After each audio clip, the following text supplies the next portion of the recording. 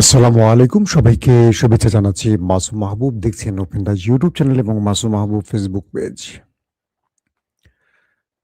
রাত থেকে আপনারা অনেকে অপেক্ষায় ছিলেন যে মাসুম ভাই সর্বশেষ কি অবস্থা হয়েছে?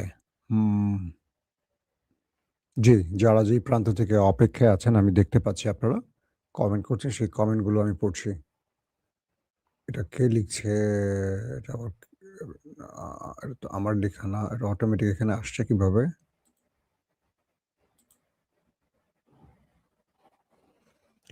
প্রিয় দর্শক, চলেন আমরা আপনাদেরকে একটা করে গুরুত্বপূর্ণ খবরগুলো দেওয়ার চেষ্টা করছি। আপনারা যদি শুনতে এবং দেখতে পেয়ে থাকেন তাহলে কমেন্ট করবেন। আর যদি নাও দেখতে পান, কোনো প্রবলেম হয় সেটাও আমাকে কমেন্টের মাধ্যমে জানাবেন। ১ম যে খবরটি দিয়ে শুরু করতে চাই। আমেরিকা ইরানের বিরুদ্ধে একটি চ্যালেঞ্জ গ্রহণ করেছিল। কারণ আমেরিকার আর কোনো কুলকিনারা নাই। আবার ইরানের সামনেও এই চ্যালেঞ্জ মোকাবেলা ছাড়া আর কোনো পথ খোলা নাই। যদি আমেরিকা হরমুজ প্রণালী দিয়ে এই জাহাজগুলোকে বের করে নিয়ে আসতে পারত, ইরানের খেলা শেষ। কারণ ইরান এই হরমুজ প্রণালীকে নিউক্লিয়ার হিসেবে ব্যবহার করছে, পারমাণবিক বোমার মতো ব্যবহার করছে। যদি আমেরিকা সফল হতো তাহলে ইরান হেরে যেত, কিন্তু ইরান ম্যাচটাকে এখনো বাঁচিয়ে রেখেছে। অর্থাৎ ইরান এখন ধরেন এই ম্যাচে ফিরে এসছে, আমেরিকাকে এখন আবার সুপার ওভার মোকাবেলা করতে হবে। বিষয়টা দাঁড়িয়েছে এরকম যে আমেরিকা এই যুদ্ধে ৪০ দিনের লড়াই শেষে আমেরিকার অর্জন কিচ্ছু নাই। পুরো পৃথিবী থেকে একা হয়ে পড়া। ডোনাল্ড ট্রাম্প এবং ইসরায়েল আন্তর্জাতিকভাবে ব্যাপক চাপে পড়া, তা কোণঠাসা হয়ে যাওয়া। তারপর হরমুজ প্রণালীতে নেভাল ব্লকেট তৈরি করে দিয়ে আমেরিকা এই ম্যাচে ফেরার চেষ্টা করেছে।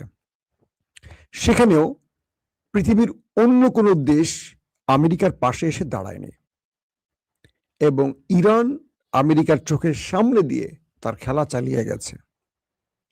সর্বশেষ আমেরিকা দেখলো এইভাবে সাগরে বসে আমার সেনাদেরকে মানে ৩ বেলা খাওয়ান দিয়ে রাইখা দিয়া আমার তো পোষাচ্ছে না, আমি তো কিছু পাচ্ছি না। ইরান তো বিকল্প পথ তৈরি করে ফেলেছে, রেল লাইন দিয়ে তেল নিয়ে যাচ্ছে, বিভিন্নভাবে তেল নিয়ে যাচ্ছে, আমরা কিচ্ছু করতে পারছি না। তাহলে কি করা উচিত আমার? আমার এখন একটা বড় কেওয়াজ তৈরি করতে হবে। আর সেই কেওয়াজটা তৈরি করলো কিভাবে ট্রাম্প? সে সকল জাহাজকে বলল, তোমরা যারা হরমুজে আটকা পড়ে আছো তোমরা সবাই সম্মিলিতভাবে একসাথে মুভ করো, তোমাদেরকে নিরাপত্তা দেব আমরা, মানে আমেরিকা তোমাদের নিরাপত্তা দেবে। ঠিক এই ঘোষণা দেওয়ার পরপরই দক্ষিণ কোরিয়ার একটি জাহাজ হরমুজ ত্যাগ করার চেষ্টা করলে ইরান তার উপর অ্যাটাক করে বসে। বাকিরা দ্রুত পালায়, কাম তো সারছে, ইরান তো ছাড়বে না। এরপর আমেরিকা রাডার বন্ধ করে দিয়ে, তার যুদ্ধ জাহাজের যে রাডার সিস্টেম বন্ধ করে দেয়, লোকেশন অফ করে দিয়ে চুপি চুপি হরমুজে ঢোকার চেষ্টা করে, যে ঢুকে সে বাকি জাহাজগুলোকে নিরাপত্তা দিয়ে বের করে একটা বিজয় ডিক্লেয়ার করবে। ডোনাল্ড ট্রাম্প তার বিজয় হয়েছে এই ঘোষণাটা দেবে। সির্ফ একটা ঘোষণার জন্য ডোনাল্ড ট্রাম্প এই রিস্কটা নিল। ইরান তো বুঝে গেছে, রাডার বন্ধ করার পর, লোকেশন বন্ধ করার পরও ইরান বুঝে গেছে যে আমেরিকার যুদ্ধজাহাজ মুভ করছে। প্রথমেই সংকেত পাঠালো, আমেরিকার যুদ্ধজাহাজ গেল না। দ্বিতীয়বার আবারও সংকেত পাঠালো। ৩ দফার সংকেত পাঠানোর পর মার্কিন যুদ্ধজাহাজ যখন এখান থেকে মুভ করলো না, তখন ইরান মিসাইল অ্যাটাক চালালো, ক্রুজ মিসাইল অ্যাটাক চালালো আমেরিকার উপর। এই হলো কালকের ঘটনার সূত্রপাত। কালকে আমেরিকার সেন্টারকম বলছে যে ইরান যে দাবি করেছে যে আমেরিকার উপর হামলা হয়েছে বা হামলা করেছে, তারা আমেরিকার কয়েকটি জাহাজের, যুদ্ধ জাহাজে ইরান হামলা করেছে, এই ঘোষণাটা ইরান দিলেও আমেরিকা স্বীকার করেনি। আজকে অবশেষে ডোনাল্ড ট্রাম্প স্বীকার করলেন যে হ্যাঁ, ইরান তাদের বাণিজ্যিক এবং যুদ্ধ জাহাজের উপর ক্রুজ মিসাইল অ্যাটাক চালিয়েছে। তার মানে ইরান প্রথমে যে দাবিটি করেছে সেটি সত্য প্রমাণ হলো। আমেরিকা প্রথমে ইজ্জতের ভয়ে স্বীকার করেনি, পরবর্তী ইরান যখন প্রমাণ দিয়ে দিয়েছে, আমেরিকা স্বীকার করলো যে হ্যাঁ, ইরান আমাদের উপর আক্রমণ চালিয়েছে। এক ভাই প্রশ্ন করেছেন, মাসুম ভাই আপনার ভিউয়ার্সদের কে নিয়ে একটি সম্মেলন করেন, আমরা সেখানে আপনার সাথে বিভিন্ন ধরনের কথাবার্তা বলতে চাই, আনন্দ করতে চাই। ইনশাআল্লাহ হবে। আপনারা প্ল্যান করেন কিভাবে কি করা যায়। আমি এখন বাংলাদেশেই আছি।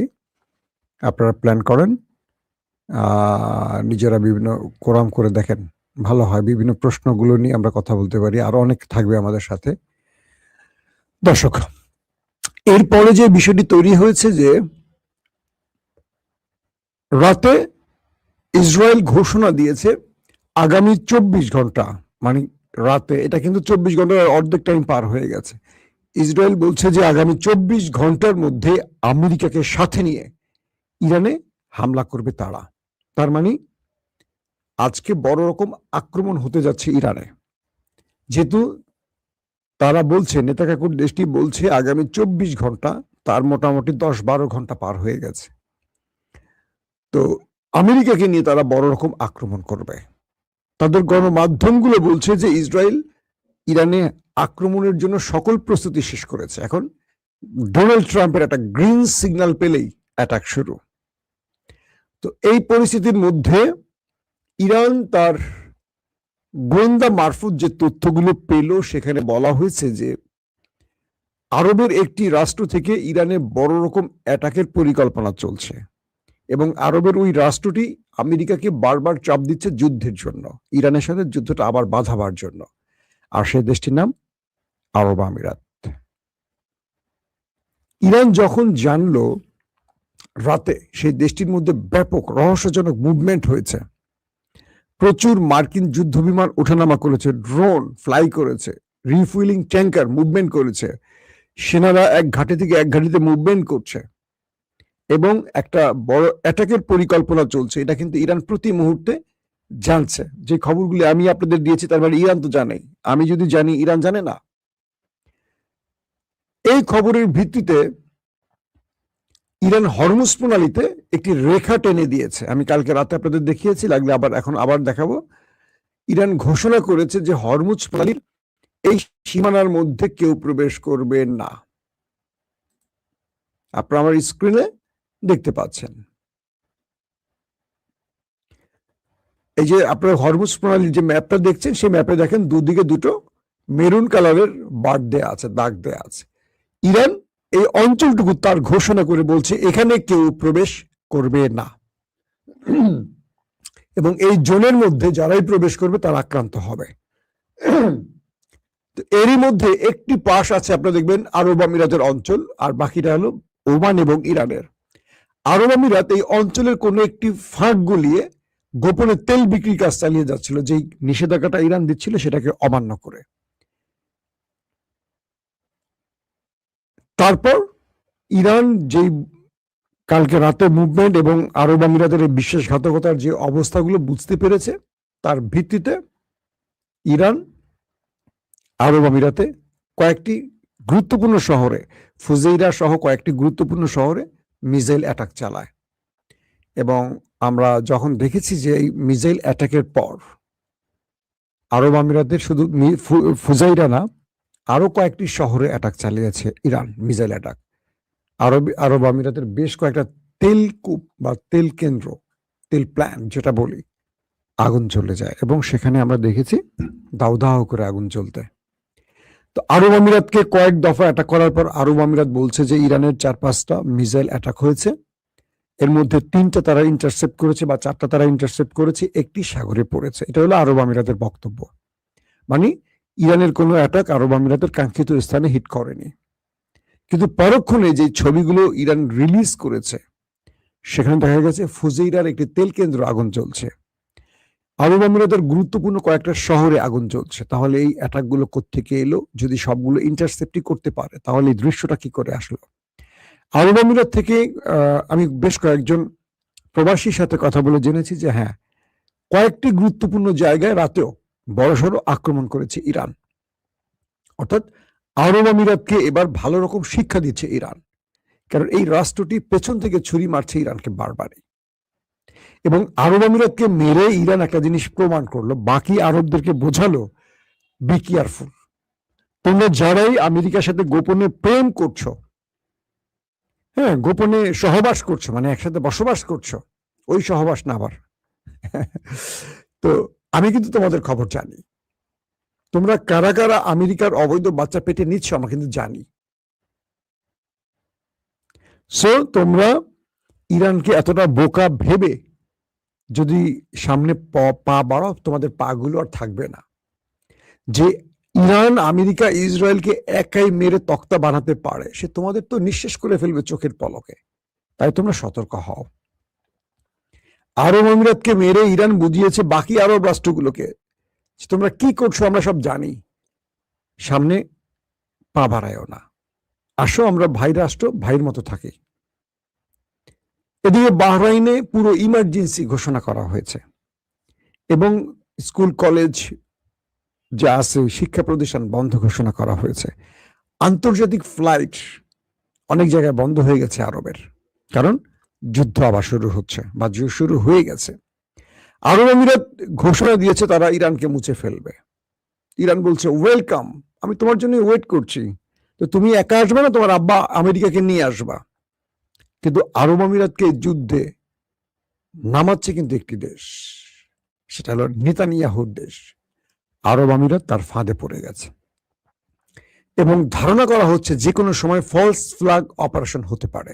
অর্থাৎ এই সুযোগটিতে ইরান যেহেতু ইসরায়েলে কি বলে আরব আমিরাতে অ্যাটাক করেছে, এই অ্যাটাকটি ফলস ফ্ল্যাগের একটা ঘটনা ঘটতে পারে। অর্থাৎ আরবের যে কোনো একটি দেশে বড় রকম অ্যাটাক করবে ওই দেশটি, নেতানিয়াহুর দেশটি, কিন্তু নাম পড়বে ইরানের, এবং এতে করে বিশ্বকে এক করার চেষ্টা করা হবে। নাম্বার 2, আমেরিকা দক্ষিণ কোরিয়াকে বলছে, দক্ষিণ কোরিয়া তোমার জাহাজে তো ইরান আক্রমণ করছে, তুমি কেন ঘরে বসে থাকবা, আসো, তুমি আমার সাথে আসো, আমি ইরানকে শেষ করতে চাই, তুমি আসো আমার সাথে।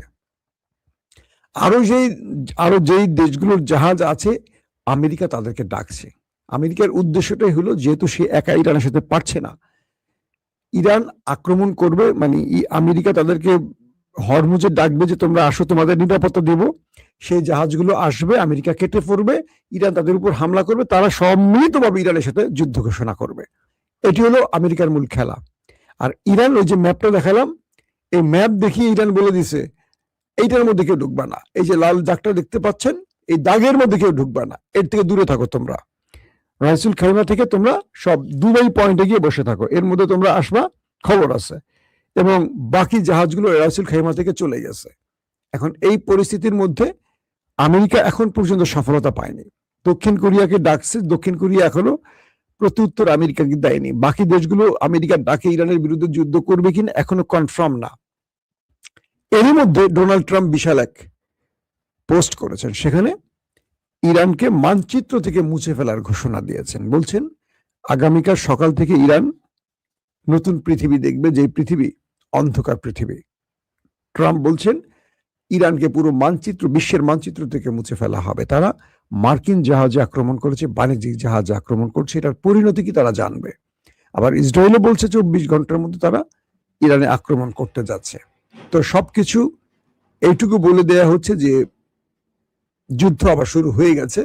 এবং রাতে আমার নাইট, মানে আমি যে রাতে লাইভটা করেছিলাম তারপরেও কিছু তথ্যের আলোকে খবর জানা গেছে যে ইসরায়েল কি বলে আরব আমিরাতে আপনার কি বলে অ্যালার্ম বেজেছে, সংকেত বেজেছে, এবং কিছু হামলার খবরও নাকি এসছে। ইরান নাকি রাতেও কিছু হামলা করেছে এমন খবর আমরা জেনেছি। এখন পরিস্থিতিটা এরকম একটি পর্যায়ে, এই যুদ্ধে যদি আমেরিকা আরো কয়েকটা দেশকে জড়িয়ে ফেলতে পারে, এটা ইরানের জন্য খুব কঠিন একটা সিচুয়েশন তৈরি হবে। আবার এই যুদ্ধে যদি আমেরিকা কাউকে টানতে না পারে, তাহলে আমেরিকা এই যুদ্ধটা যখন শুরু হবে সাগরে হরমুজ প্রণালীতে, খেলাটা এখন জমে উঠবে। আমি আপনাদের এর আগের একটা স্টোরিতে বলেছিলাম ভিয়েতনামে এইভাবেই আমেরিকা পরাজিত হয়েছিল, যাদের 3 লক্ষ সেনা আহত হয়েছিল, প্রায় 60,000, 58,000 থেকে 60,000-এর মতো শুধু প্রাণ হারিয়েছে মার্কিন সেনা, 58,000 থেকে 60,000-এর মতো, আর কয়েক লক্ষ পঙ্গু হয়ে গেছে মার্কিন সেনা ভিয়েতনামে। তো তাও এই সাগরের একটি খেলাকে নিয়ে, হ্যাঁ, কি বলে গালফ অফ টেটন নাকি একটা জায়গা, সেখান থেকে ঘটনা ঘটেছিল। তো ইরান সেই অভিজ্ঞতাকে, ভিয়েতনামের অভিজ্ঞতাকে ফিরিয়ে দিতে চায় আবার আমেরিকাকে। মিস্টার জনসন 1964-তে যে পরাজয় বরণ করেছিল, মিস্টার প্রেসিডেন্ট ডোনাল্ড ট্রাম্পকে 2026-এ সেই শিক্ষাটা দিতে চায় ইরান। এবং এখন পর্যন্ত ইরান কোনোভাবে আমেরিকার কোনো কি বলবো অনুরোধ বলি নির্দেশ বলি পাত্তা দিচ্ছে না। এখন বিশ্ব তাকিয়ে আছে, কারণ এই যুদ্ধে ইরানের পাশে রাশিয়া চীন দাঁড়াবার কারণে অন্যরা বুঝতে পারছে যে এই যুদ্ধটা সহজে শেষ হবে না, এবং ইউরোপের দেশগুলো এখন পর্যন্ত ইরানের সাথে লড়াই করার কোনো মানসিকতা পোষণ করছে না, কিন্তু আমেরিকা বারবারই তাদের ডাকার চেষ্টা করছে। তবে এই যুদ্ধে আরব আমিরাত জড়িয়ে যাচ্ছে, এটা মোটামুটি কনফার্ম। যদি আরব আমিরাত এইটুকু বুঝে যে আমাকে মাঠে নামিয়ে দিয়ে ওরা কেটে পড়তে পারে আর ইরান আমাকে তক্তা বানিয়ে ফেলবে, কিন্তু আরব আমিরাত এই যুদ্ধে কেন ইসরায়েল আমেরিকাকে সাহায্য করে ইরানের হাতে মার খাচ্ছে, এই প্রশ্নটা আমার মাথায় আসছে না। এই প্রশ্নটা হয়তো আপনারাও জানেন, আমিও জানি, কিন্তু মানে ইসরায়েলকে সমর্থন করা বা আমেরিকাকে সমর্থন করে তার লাভটা কোথায়, এটা আমাদের একটু বুঝতে হবে। দর্শক, এখনকার মতো বিদায় নেই। ইনশাআল্লাহ আজকে আমি আরো কয়েক দফা লাইভে আসার চেষ্টা করব। অনেকেই বলছেন যে নোটিফিকেশন পাচ্ছেন না। আমি কি করব ভাই, নোটিফিকেশন না পেলে? আনসাবস্ক্রাইব করেন, আবার সাবস্ক্রাইব করেন, দেখেন আসে কিনা। প্রত্যেকে ভালো থাকবেন। আল্লাহ হাফেজ।